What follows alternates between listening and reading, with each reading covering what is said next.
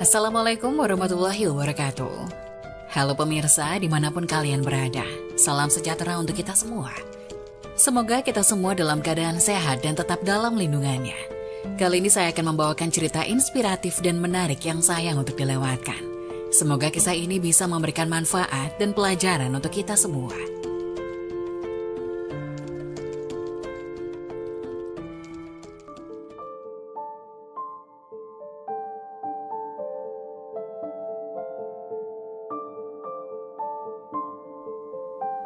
Kisah nyata, 4 kali mengalami siksa sakaratul maut. Ternyata semasa hidup lakukan hal ini. Sakaratul maut merupakan sebuah peristiwa luar biasa berat yang dihadapi oleh setiap manusia. Biasanya keadaan sakaratul maut yang dihadapi oleh seseorang ditentukan oleh amal perbuatannya selama hidup di dunia. Bagi orang-orang yang hidupnya penuh dengan maksiat, dapat dipastikan orang tersebut akan menghadapi sakaratul maut dengan berat dan menyakitkan. Tetapi bagi orang yang selama hidupnya taat beribadah kepada Allah Subhanahu wa Ta'ala, insya Allah sakaratul maut yang dihadapinya lebih ringan. Cerita ini merupakan kisah nyata yang saya dapatkan dari seorang kawan saya yang bekerja di rumah sakit di Jawa Timur. Ia bernama Abdul Ghaffur. Di rumah sakit tersebut, Ghaffur bekerja sebagai pembimbing rohani yang bertugas memberikan bimbingan agama Islam kepada para pasien. Salah satu tugasnya adalah menemani dan membimbing orang-orang yang sedang mengalami sakaratul maut. Menurut ceritanya, ini merupakan pengalaman unik satu-satunya yang pernah ia temui selama 2 tahun bertugas membimbing orang-orang sakit dan orang-orang yang sedang mengalami sakaratul maut. Ghaffur meminta kepada penulis untuk mengganti nama pasien dan merahasiakan nama daerah kejadian. Pada suatu pagi di tahun 1999, seperti biasa Ghaffur pergi ke rumah sakit tempatnya bekerja. Rupanya hari itu datang seorang pasien baru yang bernama Romi. Pasien tersebut menderita penyakit leukemia yang sudah parah. Menurut keluarganya, sebelum dibawa ke rumah sakit, Romi sudah 1 bulan dirawat di rumahnya. Karena semakin hari sakit yang dideritanya semakin parah, para tetangganya memberikannya saran kepada keluarganya agar secepatnya membawa Romi ke rumah sakit. Sampai di rumah sakit, Romi langsung dirawat di ICU. Tubuhnya yang besar tampak pucat dan lemah, tapi sorot matanya seolah tidak mau diam. Di hidungnya terpasang pipa oksigen dan tangannya terpasang pipa infus. Seperti para pasien lainnya, beberapa jam setelah ia masuk rumah sakit dan mendapat perawatan secukupnya dari para dokter, Romi mendapat bimbingan agama Islam dari rumah sakit itu. Kebetulan Ghaffurlah yang mendapatkan tugas membimbing laki-laki yang bertubuh besar itu. Ketika pertama kali Ghaffur mendatangi Romi sudah menunjukkan sikap yang kurang bersahabat, tidak seperti pasien lain yang selalu senang didatangi petugas rumah sakit. Ghaffur sempat merasa sedikit takut melihat wajah pasien yang tidak sedikit pun memberikan senyuman padanya. Apalagi ketika Ghaffur melihat sekujur tubuh lelaki itu dipenuhi dengan berbagai gambar tato. Sisa-sisa bekas tato yang keras dan besar pun masih sedikit tampak pada tubuhnya, seolah memberi isyarat siapa laki-laki itu sebenarnya. Setelah mengucapkan salam dan memperkenalkan diri, Ghaffur pun mulai memberikan bimbingan agama Islam kepada Romi. Sebagai sesama muslim, saya hanya mengingatkan, banyak-banyaklah berdoa, sebab semua penyakit itu datangnya dari Allah. Sehingga hanya Allah lah yang mampu mencabutnya kembali. Jangan lupa pula beristighfar, kita sebagai manusia tentu tidak luput dari segala dosa dan kesalahan. Mudah-mudahan saja dengan istighfar, Allah mau mengampuni dosa-dosa yang pernah kita perbuat. Ucap Ghaffur mencoba memulai memberikan bimbingan keagamaannya. Sudah mas, kamu itu emangnya siapa? Saudara saya bukan, tetangga bukan, berani benar menasihati saya, ujar Romi kesal. Ghaffur terkejut mendengar sambutan yang tidak bersahabat itu. Ia tak menyangka seorang pasien yang terkulai lemah tanpa daya masih menunjukkan kesombongannya di hadapan orang lain. Saya hanya hamba Allah yang kebetulan ditugaskan memberikan bimbingan keagamaan kepada setiap pasien yang beragama Islam. Saya hanya menginginkan setiap pasien merasa tentram dan nyaman hatinya meskipun sedang sakit, jawab Ghaffur merendah. Mana ada orang sakit yang tentram dan nyaman, kalau orang macam begitu sok memberikan nasihat seperti itu. Kalau kamu mau berkhotbah di masjid, jangan bawa-bawa khotbah ke sini, ujar Romi dengan marahnya. Ghaffur tidak dapat berbuat apa-apa lagi. Ia hanya dapat bersabar sambil tidak berhenti-hentinya mengucapkan istighfar dalam hati. Baiklah, kalau Anda merasa terganggu dengan kehadiran saya minta maaf. Saya hanya bisa mendoakan semoga Anda lekas sembuh, ucap Ghaffur mengakhiri percakapan di antara mereka. Ghaffur pun lalu meninggalkan lelaki yang tampak masih kesal itu. Rupanya sakit yang diderita oleh Romi terbilang sudah sangat parah, sehingga peluang untuk sembuh sangat kecil. Bahkan 1 minggu setelah kedatangannya di rumah sakit Romi akhirnya tidak bisa ditolong lagi. Pada siang yang panas itu, Romi harus berjuang menghadapi pedih dan sakitnya sakaratul maut. Beberapa perawat dan keluarga Romi ikut membantu menemani Romi menghadapi sakaratul maut. Tidak ketinggalan, Gofur juga ditugaskan membimbing lelaki itu mengajarkan kalimat-kalimat talqin agar sakaratul maut yang dihadapinya bisa lebih mudah. La ilaha illallah, la ilaha illallah, bisik Gofur berulang-ulang di telinga Romi. Para perawat dan keluarga Romi ikut membimbing Romi mengucapkan talqin.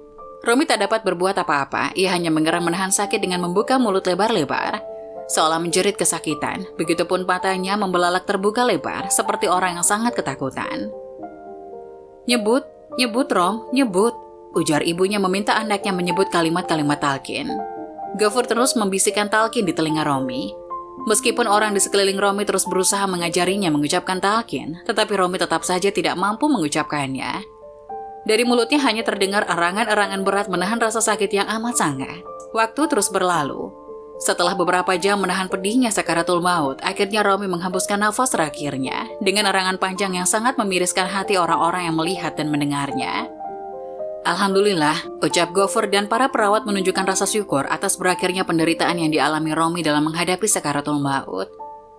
Gofur segera mengusap wajah Romi untuk menutup matanya yang masih terbelalak lebar.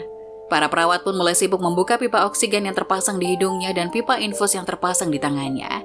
Semua orang yang hadir di ruangan itu yakin kalau Romi memang sudah meninggal. Setelah semua peralatan yang semua terpasang di tubuh Romi lepas, para perawat pun segera meninggalkan ruangannya. Sementara itu Gofur mulai menutup jenazah Romi dengan kain putih, menunggu ambulan yang akan membawanya setelah keluarga Romi mengurusi semua biaya perawatan Romi di rumah sakit tersebut. Kira-kira 10 menit setelah melepas nafas terakhirnya, tiba-tiba tubuh Romi yang tertutup kain putih itu bergerak-gerak kembali. Gofur dan keluarga Romi yang kebetulan masih berada di ruangan itu terkejut bukan kepalang. Gofur setelah mendatangi tubuh yang dikira sudah mati itu, ia membuka kain putih penutup tubuh Romi yang kesakitan menahan pedihnya sakaratul maut pertama kali. Gofur terheran-heran sebab ia yakin Romi benar-benar sudah meninggal. Pengalamannya selama ini dalam membimbing orang sekarat telah membuatnya hafal benar bagaimana keadaan orang yang melepaskan nafas terakhirnya dan mati. Tapi kali ini keajaiban telah terjadi di depan mata. Gofur segera memanggil para perawat dengan menekan tombol yang ada di dinding ruangan itu. Dia hidup lagi, kata Gofur kepada para perawat yang tergesa-gesa masuk ruangan. Para perawat segera memasangkan kembali pipa infus dan oksigen ke tangan dan ke mulut Romi. Gofur kembali membimbing Romi dengan membisikkan kalimat talqin ke telinga lelaki yang kesakitan itu. La ilaha illallah, la ilaha illallah, bisik Gofur berulang-ulang. Keluarga Romi pun ikut membantu membimbing mengucapkan kalimat-kalimat talqin. Akan tetapi Romi tetap saja tidak mampu mengucapkannya. Ia hanya terus mengerang, menahan rasa pedih yang sungguh menyakitkan. Mata dan mulutnya terbuka lebar. Ibu Romi tidak dapat menahan tangisnya menyaksikan anaknya menderita kesakitan menghadapi sakaratul maut. Wanita itu menatap anaknya dengan tatapan sayu sambil sekali-kali menyeka air mata yang terus merembes di sudut matanya. Orang yang hadir di ruangan itu merasa lega melihat Romi akhirnya mengakhiri penderitaan sakaratul mautnya. Gofur dan para perawat memeriksa dengan teliti tubuh Romi untuk memastikan keadaan Romi yang sebenarnya. Secara medis, Romi memang sudah tidak bernyawa, tapi para perawat tidak mau mencabut dulu pipa infus dan oksigen yang menempel di tubuh Romi. Mereka khawatir kalau terjadi kejadian seperti tadi. Akhirnya jasad Romi dibiarkan beberapa saat di tempat tidurnya, kurang lebih 10 menit kemudian. Jasad itu bergerak-gerak kembali, seolah ada ruh baru yang dimasukkan kembali ke jasad yang sudah meninggal itu. Orang-orang yang hadir di ruangan itu segera mengerumuni jasad Romi lagi. Mereka kembali membimbing Romi yang kesakitan. Setelah lebih dari 2 jam, jasad Romi baru bisa menghembuskan nafasnya yang terakhir. Gofur dan para perawat kembali memeriksa kondisi jasad Romi. Setelah memastikan jasad itu sudah meninggal, mereka membiarkan lagi jasad itu tergeletak di atas tempat tidurnya. Mereka tetap khawatir kalau jasad itu bergerak kembali. Ternyata dugaan mereka benar. Setelah 10 menit dibiarkan, lagi-lagi jasad Romi bergerak dan mulutnya mengerang kesakitan. Persis kejadian sebelumnya, orang-orang yang di sekitar ruangan itu berusaha membimbing Romi, tapi Romi tetap saja menahan kesakitan. 2 jam kemudian, Romi benar-benar menghembuskan nafasnya yang terakhir. Setelah 4 kali merasakan pedihnya sakaratul maut, jasad Romi pun dibiarkan di tempat tidurnya. Mereka khawatir kalau jasad Romi kembali bergerak. Tetapi setelah berjam-jam dibiarkan dan tidak bergerak kembali, para perawat segera mencabut pipa infus dan oksigen dari tangan dan mulut Romi.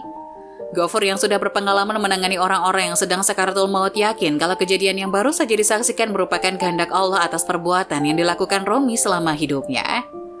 Gofur tahu biasanya keadaan sakaratul maut seseorang menjadi cermin dari perbuatannya semasa hidup. Karena itu Gofur ingin sekali mengetahui bagaimana kehidupan Romi semasa hidupnya. Sebelum keluarga Romi membawa jasad Romi pulang ke rumah, Gofur sempat mendatangi keluarga Romi. Kepada mereka, Gofur terus terang bertanya apa yang telah dilakukan Romi sehingga ia harus mengalami penderitaan yang begitu berat dalam menghadapi sakaratul maut. Kepada Gofur, akhirnya salah satu keluarga Romi menceritakan bahwa anaknya selama hidupnya penuh dengan perbuatan maksiat. Setiap hari anaknya mencari uang dengan cara memaksa orang-orang di pasar untuk memberikan uang padanya.